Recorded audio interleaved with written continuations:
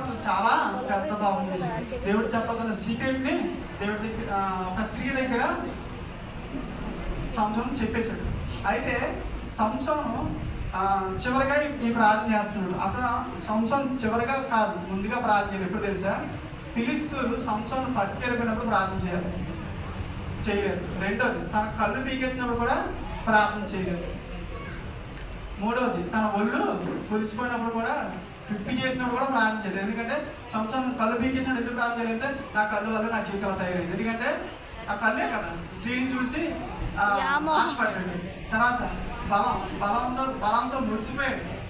నాకంటూ బలం ఎవరికి లేదు అనేసి సంవత్సరం అనుకున్నాడేమో. ఎందుకంటే ఆ బలాన్ని చూసి అంతా మురిసిపోయాడు. లాస్ట్కి బైబిల్లో తన కళ్ళు పీకేసినట్టు ఉంటుంది, తర్వాత తన ఒళ్ళంతా పిప్పి చేసినట్టుగా ఉంటుంది. అయితే సంసోను కళ్ళు పీకేసినప్పుడు ప్రార్థన చేయలేదు, ఫిలిష్తీయులు పట్టుకెళ్ళినప్పుడు ప్రార్థన చేయలేదు, తర్వాత తన ఒళ్ళంతా పిప్పి చేసినప్పుడు కూడా ప్రార్థన చేయలేదు. చివరిగా ఎప్పుడు ప్రార్థన చేశాడంటే నా చాప్టర్ ఇంకా ఇక్కడతో క్లోజ్ అయిపోద్ది అనేసి అనుకున్నప్పుడు ప్రార్థన చేసినాడు. ఫిలిష్తీయులు సంసోను చూసి విర్రవీగుతున్నారు. ఏంటంటే నా దేవతలు సంసోనే మాకు అప్పచెప్పారనేసి నవ్వుతూ వేలం చేస్తున్నప్పుడు ఇంకా నా చాప్టర్ క్లోజ్ అయిపోతుంది అన్నప్పుడు సంసోను చివరిగా ప్రార్థన చేస్తాడు. ఏంటంటే అప్పటికి ఎందుకు ప్రార్థన చేయాలంటే నేను చేసిన దానికి నేను అనుభవించాలి. అందుకే సంసోను ప్రార్థన చేయలేదు. చివరిగా మాత్రం ప్రార్థన చేశాడు. ఏమంటే ఈ ఒక్కసారి నన్ను బలపరచుము, ఈ ఒక్కసారి నన్ను దర్శించము అనేసి తను ప్రార్థన చేస్తున్నప్పుడు తన మిస్టేక్స్ ఒప్పుకున్నట్టుగా మనకు తెలుస్తుంది. నేను ఎందుకు ఈ మాట చెప్తున్నానంటే చాలా మంది యవనస్తులు ఉన్నారు, స్త్రీలు ఉంటున్నారు. వాళ్ళు బయటకు వెళ్ళిన తర్వాత వాళ్ళ వ్యక్తిగత జీవితం వాళ్ళు ఉంటున్నారు.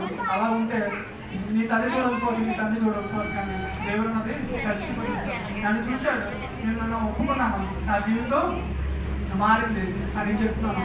అలాగే దేవుడు సంవత్సరం ప్రార్థించినప్పుడు దేవుడు ఆలకించాడు. అలాగే నా ఇంకో ప్రార్థన కూడా దేవుడు ఆలకించాడు. ఏంటంటే నాకు వివాహం అయినప్పుడు, నాకు పెళ్లి కుదిరినప్పుడు నాకు ₹1,00,000 కావాలి. ఏం కావాలి? ₹1,00,000 కావాలి. ₹1,00,000 కావాలన్నప్పుడు నేను ప్రార్థన చేసుకోండి, కానీ డేట్ ఫిక్స్ చేసామని చెప్పాను. ₹1,00,000 ఇంకా రాలేదు, డేట్లు మాత్రం ఫిక్స్ చేసామని చెప్పాను. ఫిక్స్ చేస్తారు అయ్యారు. కానీ నాకు ₹1,00,000 అప్పు దేవుడు ఇస్తాడనేసి నేను ఆశపడ్డాను. ఎందుకంటే దేవుడు నా ప్రార్థన ఆలకిస్తున్నాడు. ఎందుకంటే నేను నా తప్పులు ఒప్పుకున్నాను. నేను ప్రార్థన చేస్తున్నప్పుడు బయటకు వస్తున్నప్పుడు నాకు నమ్మకం ఖచ్చితంగా అప్పు వస్తుంది, ₹1,00,000 దేవుడు ఇస్తాడు. అదొక నమ్మకంతో నేను బయటికి ప్రయత్నం చేసేవాడిని. ఒకరోజు ఏమైందంటే ఒక స్త్రీ అంటే మా ఆంటీ నాకు ఫోన్ చేసింది. ఎందుకంటే బాబు నీకు పెళ్లి కుదిరిందండి కదా, నాకు ఎందుకు చెప్పలేదు అన్నప్పుడు నేను అన్నాను, ఆంటీ తల్లి నీ భర్త చనిపోయాడు, మీ మామగారు చనిపోయారు, మీ అత్తయ్య కూడా చనిపోయారు, నేను నీకు సహాయం చేయాలి తప్ప నువ్వు నాకు సహాయం చేస్తావు అంటావు ఏంటి, నేను నా బాధలు నీకు చెప్పుకోవడం ఏంటి అనేసి నాకు సమాధానం చెప్పినప్పుడు, లేదు బాబు చిన్నాన్న చనిపోయినప్పుడు నాకు 3 లక్షలు వచ్చాయి, నువ్వు ఎంత వాడుకుంటావో అంతా వాడుకొని నా చెల్లి పెళ్ళికి ఆ డబ్బులు చూసే అన్నప్పుడు నేను దేవుడికి వందనాలు చెప్పాను. ఎందుకంటే దేవుడు నా ప్రార్థన అర్పించింది. ఎందుకు మాట చెప్తున్నానంటే నేను తప్పుగా నడుపుతున్నప్పుడు జవాబు ఇచ్చలేదు, కానీ మనసు మార్చుకొని దేవుడు అడిగినప్పుడు దేవుడు నాకు జవాబు ఇచ్చాడు. ₹1,00,000 అప్పు గురించి అడుగుతున్నప్పుడు దేవుడు అప్పు లేకుండా దేవుడు నాకు ఇచ్చాడు. ఒకసారి క్లాప్స్ కొట్టుకున్నారు. ఎందుకంటే దేవుడు వినే దేవుడు వింటాడు, దేవుడు చూస్తాడు. ఇది 2 మాటలు ఎందుకు చెప్పినంటే దేవుడు వింటాడు, దేవుడు చూస్తాడు. నువ్వేం చేసినా ఇక్కడి నుంచి బయటకు వెళ్ళిపోయిన తర్వాత నా తల్లిదండ్రులు అవ్వట్లేదు, ఏదైనా తాగుతాను అనేసి బాధపడుతుంటారు. కొంతమంది తల్లిదండ్రులు కూడా చెప్పలేకపోతున్నారు. ఎందుకు తెలుసా? వాళ్ళే తాగుతారు కాబట్టి. కొంతమంది తల్లిదండ్రులు యవనస్తులు చెప్పలేకపోతారు, వాళ్ళే తిరుగుతున్నారు కాబట్టి. ఎందుకు నేను మాట చెప్తున్నా అంటే నా కథతో నేను చాలామంది నా డ్యూటీలోని కొన్ని ప్రాంతాల్లో నేను చూసినప్పుడు నాకు చాలా బాధ కలిగింది. నేను వింటారు అన్నవారికి నేను సమాధానం ఇచ్చాను, వింటారు అన్నవారికి ప్రార్థన చేశాను.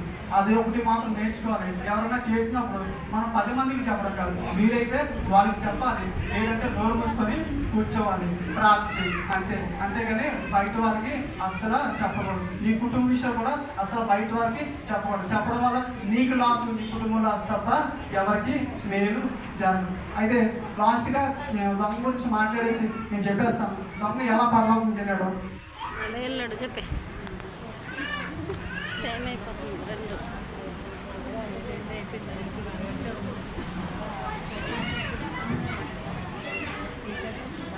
గురించి చెప్తాడు, మళ్ళీ పక్క వాళ్ళ గురించి అని ఎందుకంటే నేను నా గురించే చెప్పమని చెప్పాను నేను.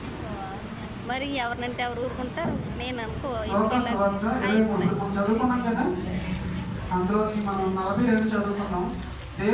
దొంగ దేవుడితో ఏం మాట్లాడతాడంటే, యేసు ఆయన చూచి, యేసు నీవు నీ రాజ్యంలోకి వచ్చినప్పుడు నన్ను జ్ఞాపకం చేసుకోమని అడుగుతున్నాడు. అయితే ఇక్కడ దొంగ ఏమని మాట్లాడుతున్నాడంటే, తన తప్పులు ఎలాగని ఒప్పుకుంటున్నాడంటే, ఏంటి నేనొక దొంగని, నేనొక అంతకుముందు చాలా మందిని దోచుకున్నాను, చాలా మందిని చంపేశాను ఏంటి అనేసి భావంతో చాలా జాగ్రత్తగా దేవుడికి రిక్వెస్ట్ చేసుకుంటున్నాడు. ఏమనంటే, నీ రాజ్యంలోకి వచ్చినప్పుడు నీ చిత్తం అయితే అని జ్ఞాపకం చేసుకుంటున్నాడు. మనమైతే ఏమంటాం తెలుసా, ఏంటి బలం ఉన్నప్పుడు కాళ్ళు చేతులు పనిచేసినప్పుడు ఇష్టాహారంగా తిరిగేస్తాం, ఎక్కడెక్కడికో పరిగెడేస్తాం. ఏంటి లాస్ట్కి ఇంట్లోని వీడు పని చేయడు అనేసి పక్కన కలిసి బయటపడేస్తాం నిజమా. అప్పుడు మనం దేవుడిని అడగాలనుకుంటాం. దేవుడు కళ్ళు మూసుకుంటే నా తప్పు కనిపించిపోతున్నాయి, దేవుడా నన్ను క్షమించేసి పరలోకం ఇచ్చే అనేసి అంటే దేవుడు ఇచ్చేస్తాడా? ఎవడు? ఈ దొంగకి తెలియదు దేవుడి గురించి, మనకు తెలుసు. దేవుడు చూస్తాడు, వింటాడు, ఏంటి మాట్లాడతాడో మనకు తెలుసు. కానీ మనం మనసు మార్చుకోలేకపోతున్నాం. ఈ దొంగ మాత్రం ఒక మాట చెప్పిన వెంటనే తన మనసు మార్చుకొని రిక్వెస్ట్గా అడుగుతున్నాడు దేవుడిని. ఏమనంటే, నీ చిత్తం అయితే నన్ను జ్ఞాపకం చేసుకో, నేను నరకానికి వెళ్తాను, నేను శిక్ష అనిపిస్తాను, కానీ రాజ్యంలోకి వెళ్ళినప్పుడు నీకు గుర్తు వచ్చినప్పుడు, నీకు జ్ఞాపకం వచ్చినప్పుడు నన్ను జ్ఞాపకం చేసుకొని అడుగుతున్నాడు. వెంటనే నువ్వు వెళ్ళి వెంటనే నీ రాజ్యంలోకి వెళ్ళి వెంటనే నన్ను జ్ఞాపకం చేసుకొని పరలోకం తీసుకెళ్ళిపో, నా తప్పులు చెప్పించేసి పరలోకం తీసుకెళ్ళిపో అని అడగట్లేదు, రిక్వెస్ట్గా అడుగుతున్నాడు దేవుడిని. ఎందుకనుకుంటున్నా? తను చేసిన తప్పులు అలా ఉన్నాయి కాబట్టి, అందుకే రిక్వెస్ట్గా అడుగుతున్నాడు. మీరు ఎవరైనా అలా ఉంటే రిక్వెస్ట్గా దేవుడిని అడగండి, మీరు చేసిన తప్పుల్ని క్షమించండి అనేసి మీరు అడగండి. అడిగితే ఖచ్చితంగా దేవుడు వింటాడు. లేదు నేను ఎలాగా బండబాటలాగా ఉంటాను అని అంటే ఏలాగా మీరు కూడా దేశం మరే తిరగడమే. ఒకరోజు ముందరు వాసుకునే రోజు ఖచ్చితంగా వస్తుంది. నేను ఎందుకు మార్చేస్తున్నానంటే, నేను చాలా మంది చూశాను కాబట్టి వాళ్ళు మనసు మార్చుకోలేదు.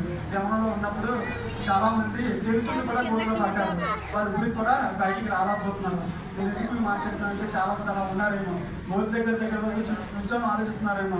నువ్వు దేవుడి దగ్గర అన్నీ ఒప్పుకొని ప్రార్థన చేయి, ఖచ్చితంగా దేవుడి ప్రార్థన ఇస్తాడు, నీ తప్పుల్ని క్షమిస్తాడు, నీకు ఫలించే జీవితం దేవుడు ఖచ్చితంగా ఇస్తాడని. నా పిల్లలు వెళ్ళాలి అని మీరు రాసుకోవాలి, వాళ్ళకి చెప్పాలి, వాళ్ళ గురించి మీరు ప్రార్థన చేయాలి. అంతేగా వాళ్ళు దూషించుకోవాలి చేయండి. మీరు చెప్పండి, ప్రార్థన చేయండి. ఈ చిన్న పాటలు దేవుడు దీవించిన కాక ఆమేన్.